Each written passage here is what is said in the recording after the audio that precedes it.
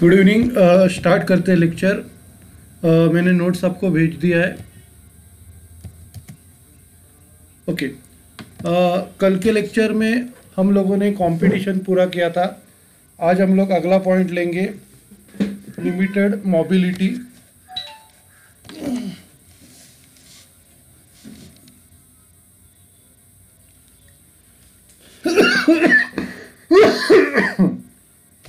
The women entrepreneurs have limited mobility as compared to male entrepreneurs। तो अगला point जो है इसमें लेडीज़ लोगों को ज़्यादा वो मूवेबल नहीं रहती, जितना मेल लोग घूम सकते उतना मोबिलिटी लेडीज़ लोगों में नहीं रहती। Business woman need a good deal of travelling for conference, meeting, negotiation etcetera. तो उनको बहुत ट्रैवलिंग करने की ज़रूरत पड़ती है, कॉन्फ्रेंस से, मीटिंग से, निगोशिएशन से। इसके लिए एक मिनट। हेलो।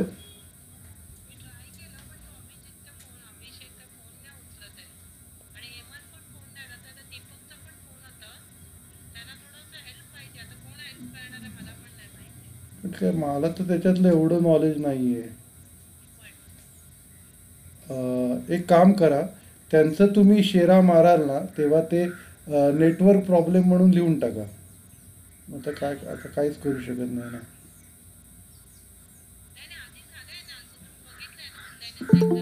नाही, मी कधीच नाही बघितलं। हां, तर एक काम करा ना, परत सुरू करायला सांगा ना एक्झाम। हां, सरच सुरू करायला सांगा।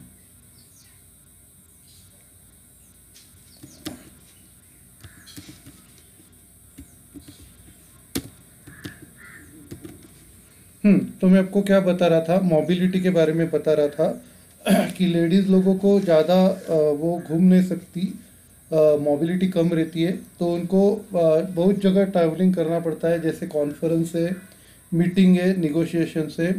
However the attitude towards woman in is bit reserved in India. तो लेडीज़ लोगों को जो लोगों का एटीट्यूड रहता है वो रिजर्व रहता है। For example, a single woman asking for a room in A hotel is looked upon with suspicion. अभी कैसा है कि अगर एक लेडी वुमन अगर एक रूम मांग रही है तो उसके ऊपर डाउट की नज़र से देखा जाता है। बाद में नेक्स्ट पॉइंट है lack of self confidence. Women entrepreneurs, because of their inherent nature, lack self-confidence, which is essentially a motivating factor in running an enterprise successfully। तो वुमन का जो नेचर रहता है इनहेरेंट है, तो उससे क्या है, वो कॉन्फिडेंस नहीं रहता, जो मोटिवेशन फैक्टर है एंटरप्रेन्योर्स सक्सेसफुली चलाने के लिए। They have to strive hard to strike a balance between managing a family and enterprises. उनको बहुत भागदौड़ करना पड़ता है मैं फैमिली और एंटरप्राइजेस मैनेज करने में।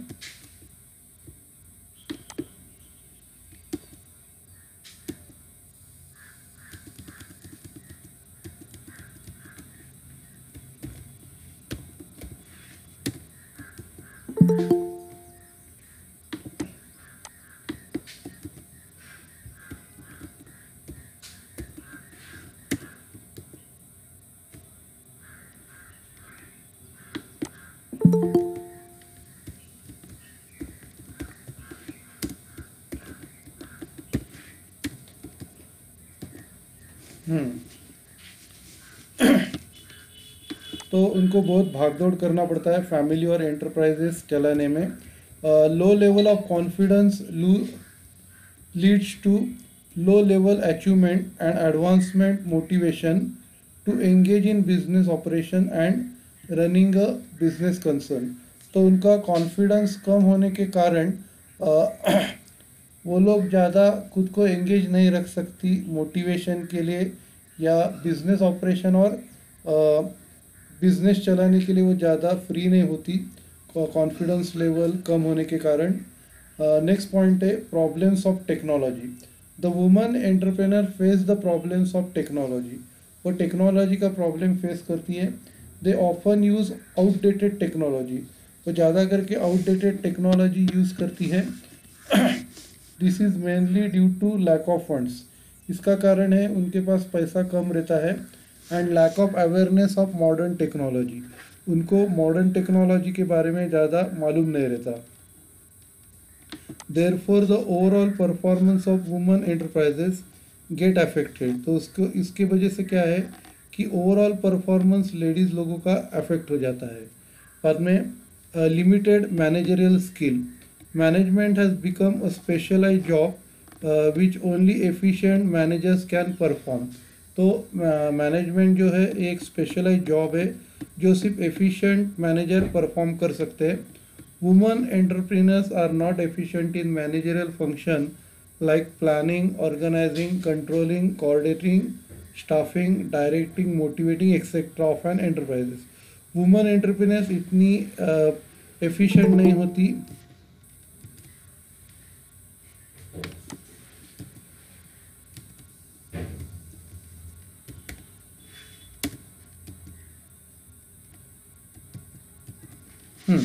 तो वुमेन एंटरप्रेन्योर्स इतनी एफिशिएंट नहीं होती planning, organising, controlling, coordinating, staffing, directing, motivating, इसके लिए therefore less and limited managerial less and limited managerial ability of women has become a problem for them to run the enterprises successfully.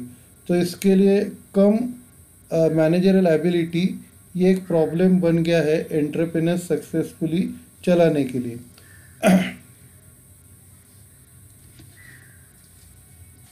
It means women entrepreneur face the problem of management of enterprises, इसके लिए women entrepreneur problem face करते हैं entrepreneur चलाने के लिए। बाद में हम लोग अभी प्रॉब्लम ऑफ वुमेन एंटरप्रेन्योर देखेंगे, क्या क्या उनको प्रॉब्लम्स है। With a view that women entrepreneur should come forward in industrial field and become self sufficient, government and financial institutions have announce many scheme of providing assistance. तो women entrepreneurs को आगे बढ़ने के लिए गवर्नमेंट और financial institutions ने बहुत सारी स्कीम्स बनाई हैं उनको असिस्टेंस प्रोवाइड करने के लिए। Some of the important schemes for women entrepreneurs are as follows, कुछ स्कीम इस तरह है। सबसे पहला है entrepreneurship development programme to upgrade skill of potential women entrepreneurs. Various institutions undertake entrepreneurship development program. तो वुमेन एंटरप्रेन्योर्स का स्किल अपग्रेड करने के लिए बहुत सारा institutions entrepreneur development programme undertake करता है। The entrepreneurship development programme encourage potential women entrepreneurs to set up small enterprises. तो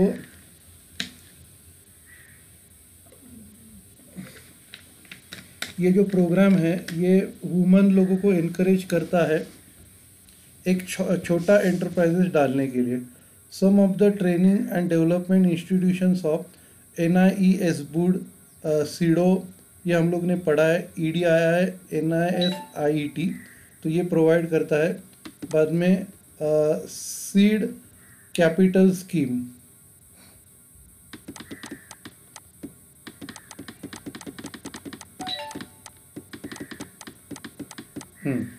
in order to start own business,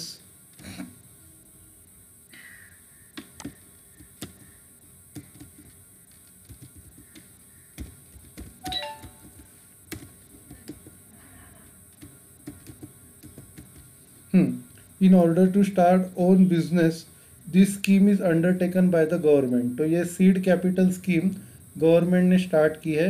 government provides funds at 10% of unemployed youths and women, तो 10% लोगों को funds provide करता है।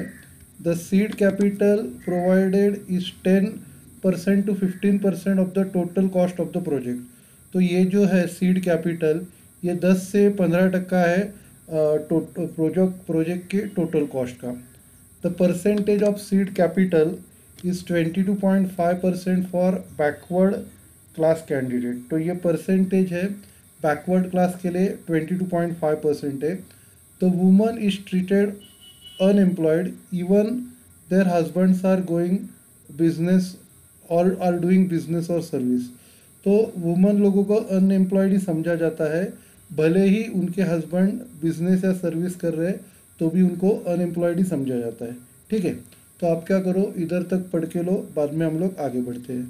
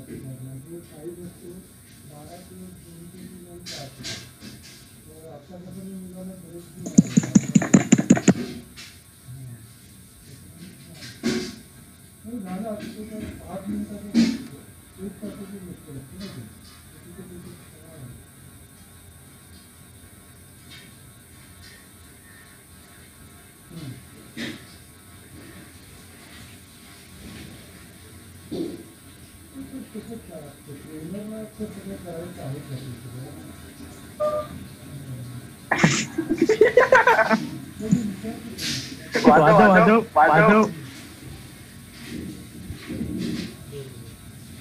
वाजव वाजव.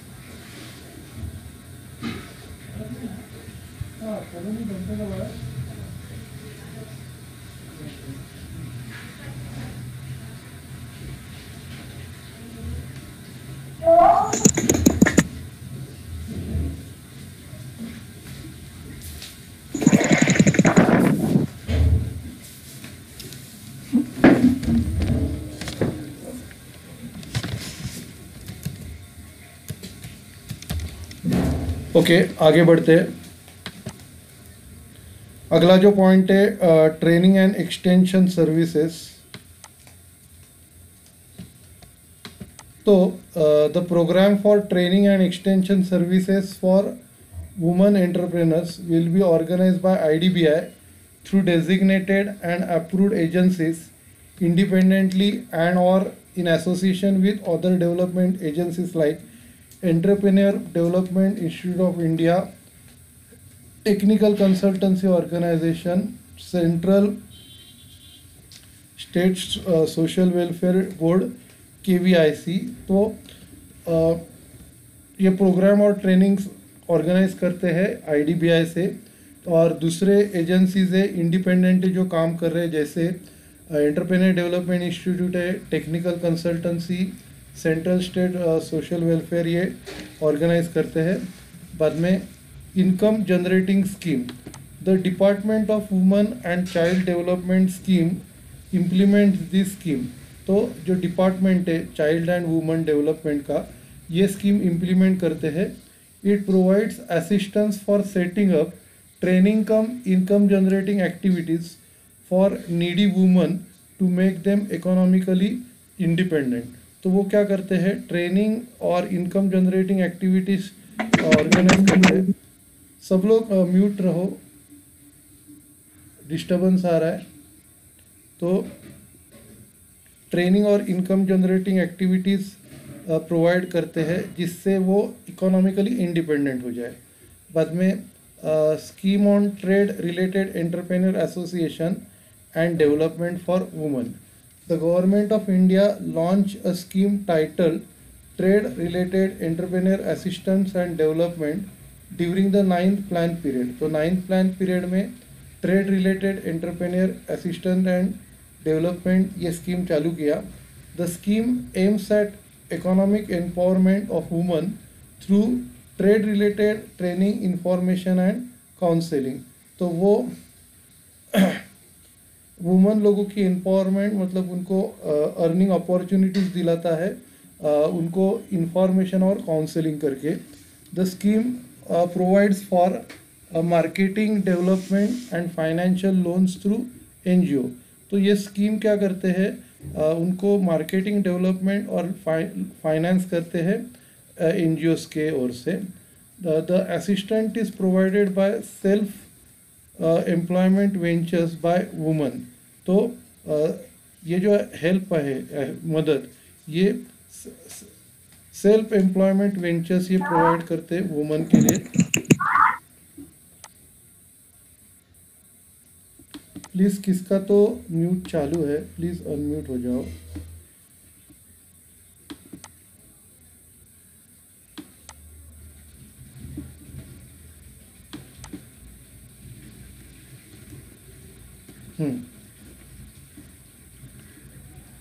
Okay,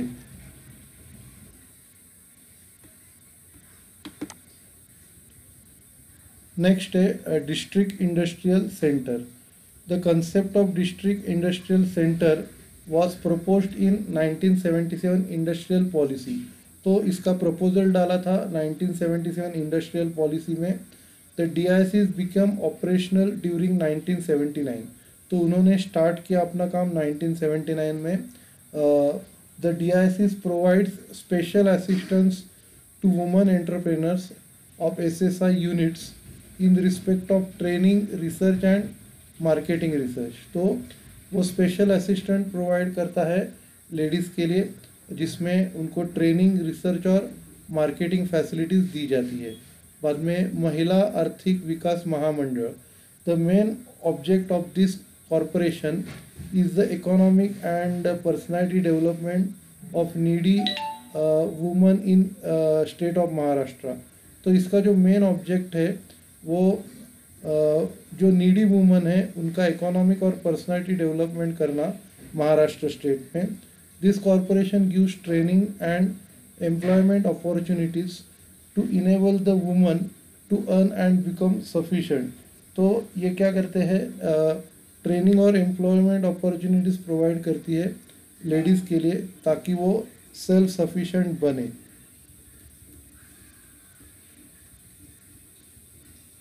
The corporation will work as one of the institutions of economic development.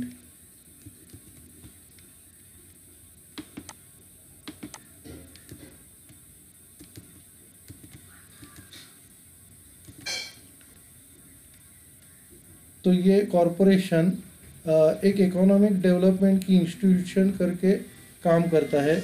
Every activity of the corporation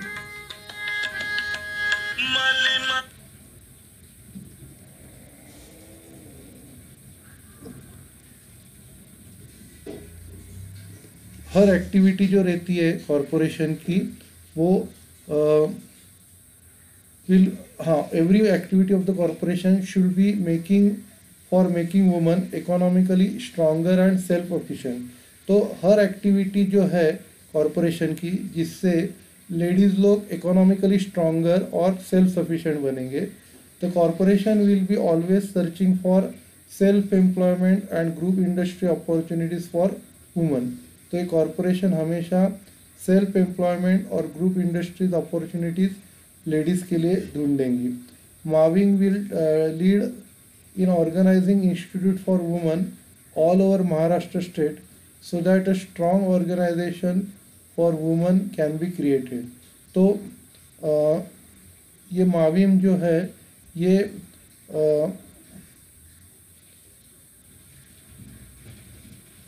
एक Maharashtra state के लिए एक इंस्टीट्यूट है।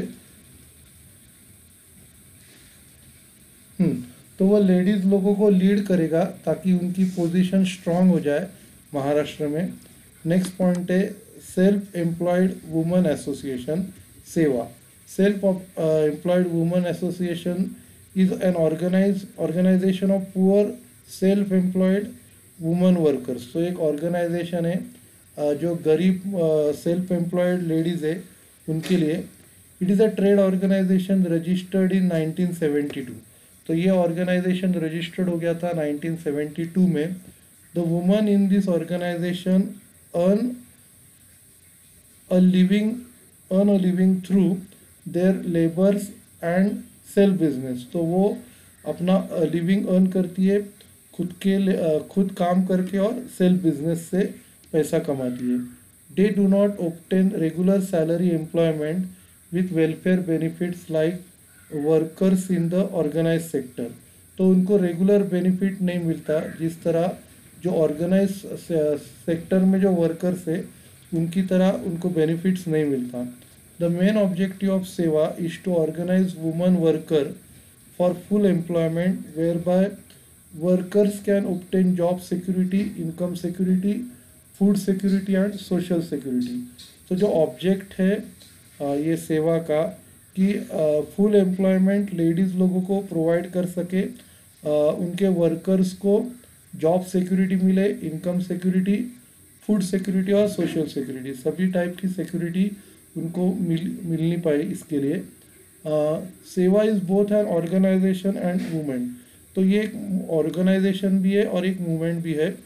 It is a combination of three movements, ये तीन मूवमेंट्स का कॉम्बिनेशन है। Labour cooperative and women. तो लेबर मूवमेंट, कोऑपरेटिव मूवमेंट और वुमेन्स मूवमेंट का एक कोलैबोरेशन है। ठीक है, तो आप क्या करो, इधर तक पढ़ के लो, बाद में हम लोग ख़त्म करते हैं।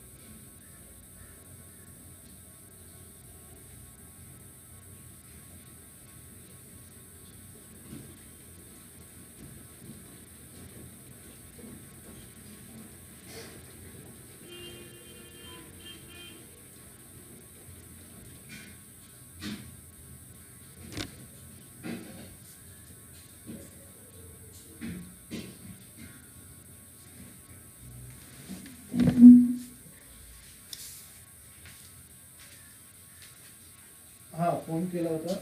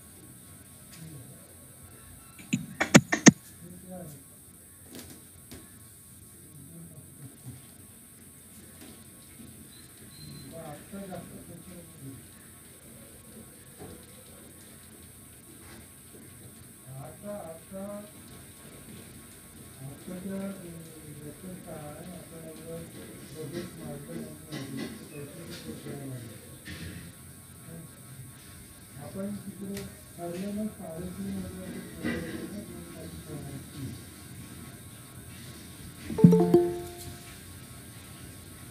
이게 원달 기운도 너무 많이.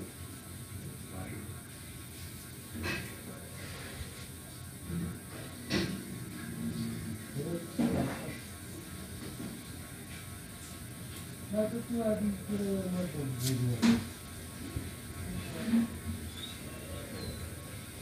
आता माझ्याकडे पैसे